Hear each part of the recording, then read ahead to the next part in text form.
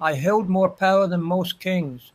I controlled the steel that built America, the bridges, the railroads, the skyscrapers. The infrastructure of an entire nation passed through my hands. When I spoke, markets moved. When I made decisions, thousands of jobs appeared or disappeared. When I chose to build or not build, entire towns lived or died. I had the power I dreamed of as a boy, the power I fought for, the power I sacrificed everything to obtain, and it destroyed me. Not in the way you think. I did not lose my fortune. I did not go bankrupt. I did not fall from grace publicly. The destruction was quieter, more complete, more permanent. Power destroyed the parts of me that made life worth living. And by the time I realized what I had lost, it was too late to get them back. Let me tell you about the hidden cost of chasing power, the costs no one warns you about, the costs you do not see until you have already paid them. I was 13 when I decided I wanted power, not wealth, not success, power. I had watched my father become powerless, a master weaver whose skill meant nothing when the machines arrived, a good man who could not feed his family because the world no longer needed what he could do. I watched him sit at his loom, moving his hands through patterns no one would buy, pretending he still mattered. That image haunted me. The image of a powerless man, a man at the mercy of forces he could not control, a man whose fate was decided by others. I swore I would never be that man. I would take control. I would become powerful enough that no one could make me obsolete. No one could take away my security. No one could decide my fate. This hunger for power felt noble at the time. It felt like survival, like self-preservation, like the only rational response to a cruel world. I did not know then that power is not safety. Power is a drug, and like all drugs, it promises relief, but delivers addiction. I started working in a textile factory basement when we arrived in America, bobbin boy, 13 hours a day. The work was simple: change spools of thread when they ran out, stand in the dark, breathe cotton dust, obey. The foreman had power over me. He could fire me. He could cut my hours. He could make my life easier or harder depending on his mood. I hated being powerless, so I studied him. I watched how he maintained control, how he used information, how he leveraged his position, how he made himself indispensable to the factory owner. I was not learning to change spools better. I was learning how power works. This was the first cost of chasing power: innocence. I stopped being a child. I stopped playing. I stopped seeing the world with wonder. Everything became calculation. Every interaction became strategic. Every person became either useful or irrelevant. I looked at the other boys in the factory, and I did not see friends. I saw competition. I saw people who would stay in the basement while I climbed out. I looked at adults, and I did not see mentors or enemies. I saw systems of power, hierarchies to understand, leverage points to exploit. At 13, I had already stopped being human in the normal sense. I had become something else, a power-seeking machine, an optimization engine focused on one goal. And I thought this was strength. I thought this was intelligence. I thought this was what it took to win. I did not know I was killing the parts of me that could experience joy, that could connect authentically, that could be present in moments without calculating their strategic value. I became a telegraph messenger boy, then an operator, then a superintendent for the Pennsylvania Railroad. Each step up the ladder gave me more power, more control, more influence, and each step required me to sacrifice something. When I was a messenger, I made friends with other messengers. But when I became an operator, I could not be friends with messengers anymore. They were below me now. The relationship dynamic had changed. Power had created distance. When I was an operator, I had colleagues who I worked alongside. But when I became superintendent, I could not be equals with them anymore. I had power over them. I made decisions that affected their lives. Real friendship became impossible. This is the second cost of chasing power: connection. Power isolates you. It has to, because power is hierarchical, and hierarchy creates distance.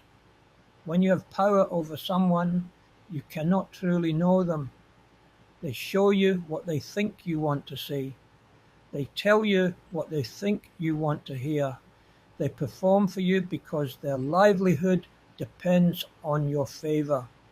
And you can never fully trust them because you know they need you. You know the relationship is not equal. You know that if your power disappeared, the relationship might disappear too. So you become lonely, not physically alone. You are surrounded by people, but truly alone, because no one can see you as just a person anymore.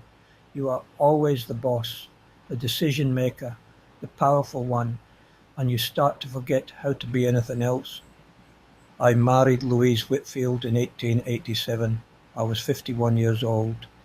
I had delayed marriage for decades because I was too focused on building power, too busy climbing, too obsessed with control.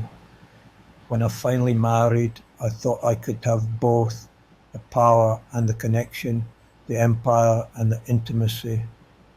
But I was wrong, because by then I had become someone who could not turn off the calculating, could not stop optimizing, could not be present without strategizing. My wife would talk to me and I would be thinking about steel prices. She would want connection and I would be analyzing cost structures. She would reach for intimacy and I would be planning the next acquisition. I loved her. I believe I loved her. But I'd spent 40 years training myself not to be vulnerable, not to be soft, not to need anyone. And you cannot undo 40 years of conditioning just because you want to. The person I had become to acquire.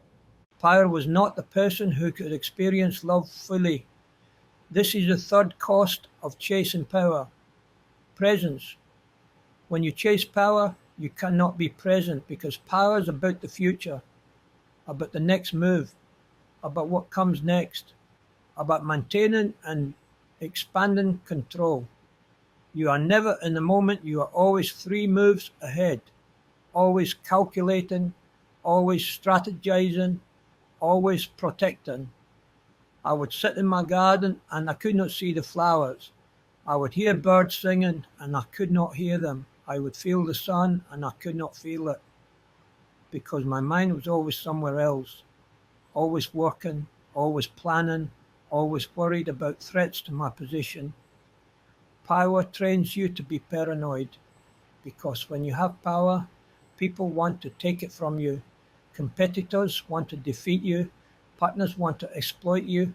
Employees want to manipulate you, so you become suspicious, hypervigilant, unable to relax, unable to trust, unable to simply be. I built Carnegie Steel into the largest steel company in the world. I controlled every aspect of production, from the iron ore mines to the finished product. Vertical integration, total control. This level of control required constant attention, constant decision-making, constant vigilance. I had to track costs in every department, monitor efficiency in every furnace, watch competitors constantly, negotiate with suppliers ruthlessly, manage labor disputes carefully, plan expansions strategically. The company ran on my decisions. Thousands of workers depended on my judgment. Millions of dollars moved based on my choices. And I felt powerful. I felt important. I felt like I mattered. But I also felt trapped because the company needed me. I could not leave. I could not rest. I could not let go even for a moment because everything depended on my control. This is the fourth cost of chasing power: freedom. Power promises freedom but delivers bondage.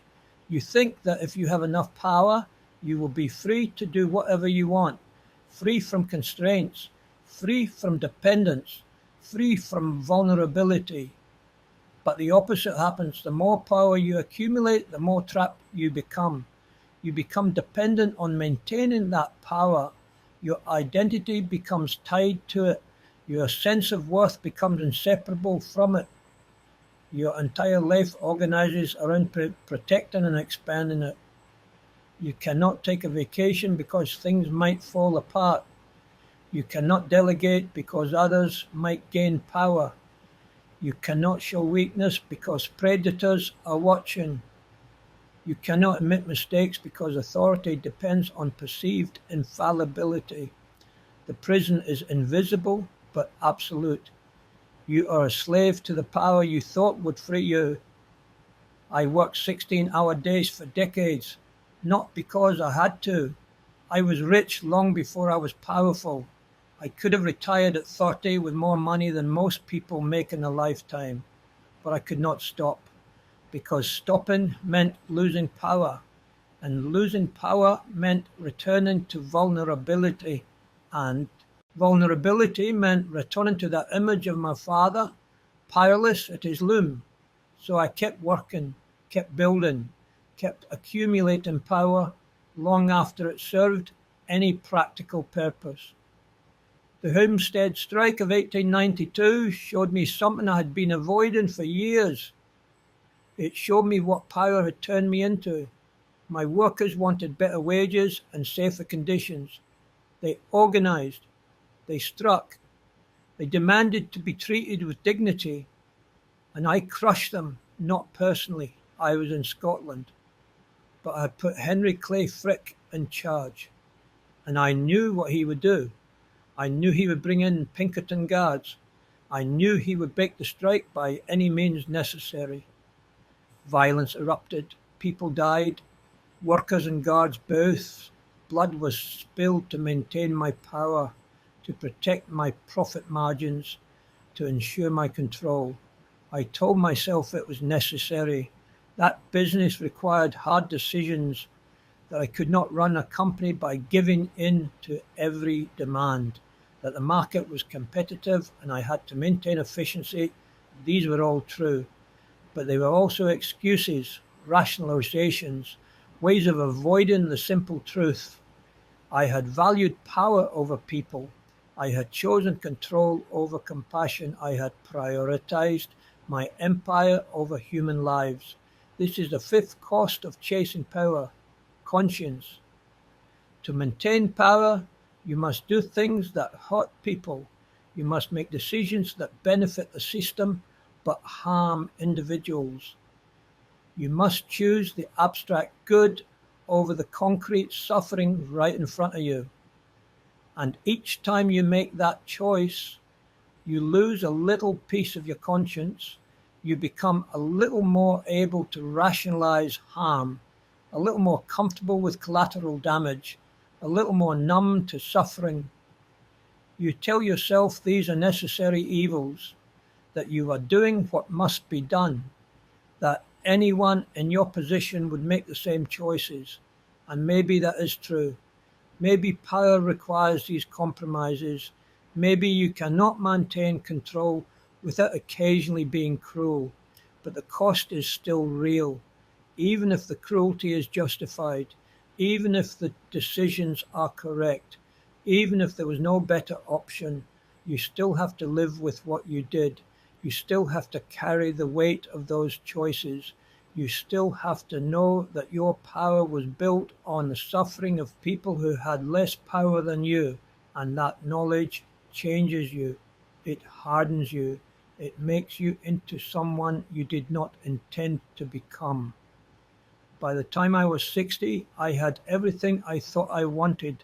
I controlled the largest steel company in the world. I had more wealth than I could spend. I had influence that reached the highest levels of government and business. I was powerful, unquestionably, undeniably powerful, and I was empty, hollow, lost, because I had spent 50 years chasing power and I never stopped to ask what power was for. I had never questioned whether power would actually give me what I needed. I had never considered what I was sacrificing in the pursuit. I had won the game, but I no longer knew why I was playing it. This is the sixth cost of chasing power: purpose. When you chase power long enough, power becomes its own purpose. You are no longer seeking power to accomplish something. You are seeking power because that is what you do. That is who you are. That is the only way you know how to measure your worth. But power without purpose is meaningless. It is numbers on a page. It is control for the sake of control. It is influence that influences nothing that matters. I could move markets, but I could not move myself. I could build companies, but I could not build meaning. I could control thousands of workers, but I could not control the emptiness inside me. I sold Carnegie Steel to J.P. Morgan in 1901 for $480 million, the largest business transaction in history at that time. Morgan congratulated me, told me I was now the richest man in the world, shook my hand like I'd won some great prize, and I felt nothing, not triumph, not satisfaction, not relief, just emptiness, because I realized something in that moment. I had spent my entire life chasing power, and now that I had it, now that I had won completely and totally, I had no idea what to do with it. The goal that had defined my existence for 50 years was accomplished, and there was nothing on the other side. No sense of completion, no feeling of arrival, just silence. This is the seventh cost of chasing power: the realization that power is not the answer to anything. Power does not make you happy. It does not make you fulfilled. It does not give your life meaning. It does not heal the wounds that made you crave power in the first place. Power is just power. It is a tool, a force, a form of control, but it is not love. It is not connection. It is not purpose. It is not peace. And if you sacrifice everything to obtain it, you end up with power and nothing else. I spent the last 18 years of my life trying to find purpose for the power I had accumulated, trying to use the wealth and influence to create something meaningful. I built libraries, thousands of them, in America, in Scotland, anywhere that would accept them, because I believed education was the path out of poverty. That knowledge could give people the power I had fought so hard to obtain. I funded universities, research institutions, concert halls, peace organizations. I gave away 90% of my fortune, $350 million. People called it redemption. They said I was trying to make up for the ruthlessness of my business career, trying to balance the scales. Maybe they were right. Maybe I was trying to buy back the pieces of my soul I had sold for power. But here's what I learned in those final years. You cannot undo the past. You cannot bring back the workers who died in your mills. You cannot restore the relationships you sacrificed. You cannot recover the time you spent chasing power instead of living. You can only try to do better going forward. Try to use power for something beyond power. Try to create value that matters. But the costs you paid are permanent. The person you became cannot fully become unbecome. The choices you made cannot be unmade. This is the eighth cost of chasing power: irreversibility. The transformation power creates in you is not temporary. You cannot go back to who you were before you sought power. You cannot recover your innocence after you have seen how power works. You cannot reconnect in the ways you used to connect after you have experienced the isolation of hierarchy. You can grow, you can change, you can try to be better, but you cannot be unchanged. The experience of power marks you permanently. If I could go back, if I could talk to that 13-year-old boy in the factory basement who decided to chase power, what would I tell him? I would tell him that power is real, that it can protect you, that it can give you options and security and control that you would not have otherwise.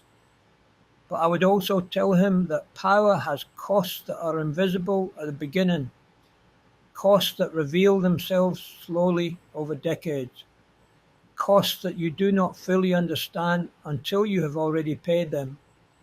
I would tell him that the pursuit of power will hollow you out. It will replace your humanity with strategy, your connection with calculation, your presence with planning, your conscience with rationalization, your purpose with the pursuit itself. I would tell him that you can build an empire and lose yourself, that you can gain the whole world and forfeit your soul, that all the cliches about power corrupting are not just moral warnings but literal descriptions of what happens. But I do not know if he would listen, because when you are 13 and poor and watching your father starve, power looks like salvation. Power looks like the answer to every problem. Power looks like the only thing that matters, and maybe it is. Maybe power is necessary. Maybe you have to sacrifice connection and presence and conscience to survive in a world that does not care about you. But you should know the cost. You should understand what you're trading. You should make the choice consciously, not blindly, because power will take everything from you, slowly, quietly, completely. And by the time you realize what you have lost, it is too late to get it back. I chased power my entire life. I obtained it. I wielded it. I built an empire with it, and it destroyed me. Not publicly, not obviously, but completely. It destroyed the person I could have been, the relationships I could have had, the life I could have lived. I became the most powerful industrialist in the world, and I lost everything that makes life worth living in the process. That is the hidden cost of chasing power. Not failure, not poverty, not defeat, but success that leaves you empty, victory that feels like loss, power that makes you powerless to be human. I am telling you this from the other side, from the end of the journey, from the place where power led me. And I am telling you that power is not worth what it costs. But I'm also telling you that I do not know if I would have done anything differently, because the hunger for power is not rational. It is not a choice you make with full information.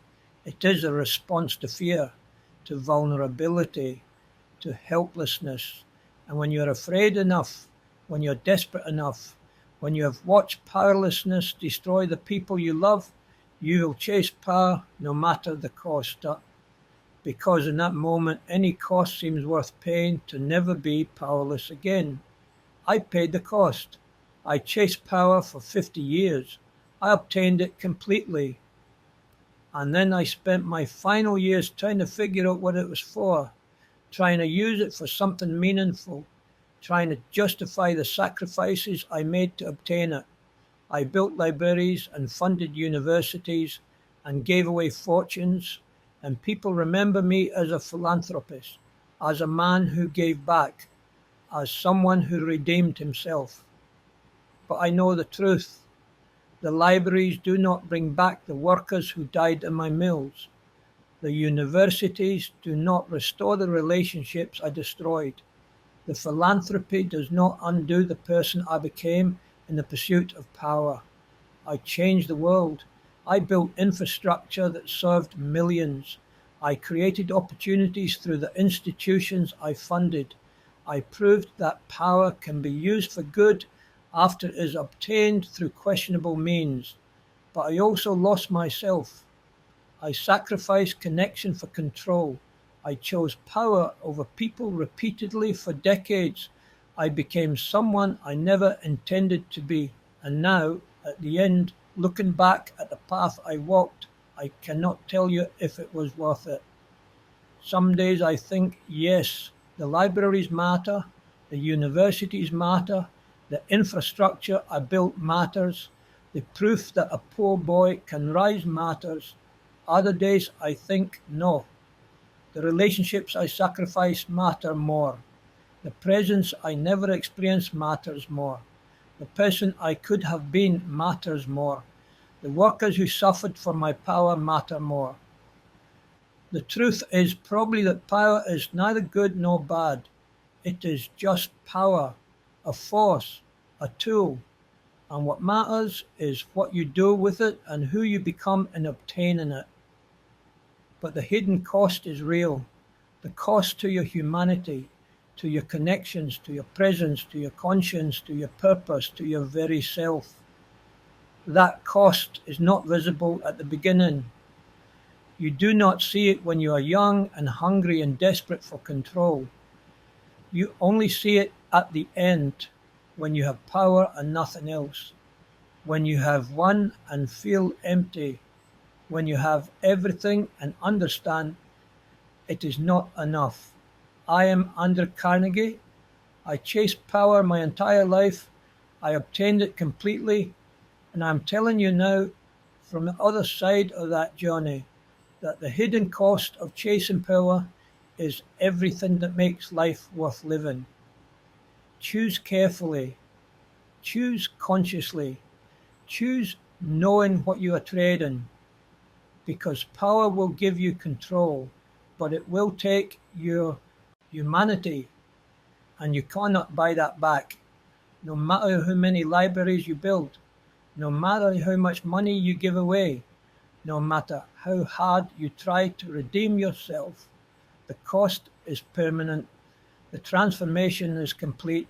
The trade cannot be undone. That is the hidden cost of chasing power, and now you know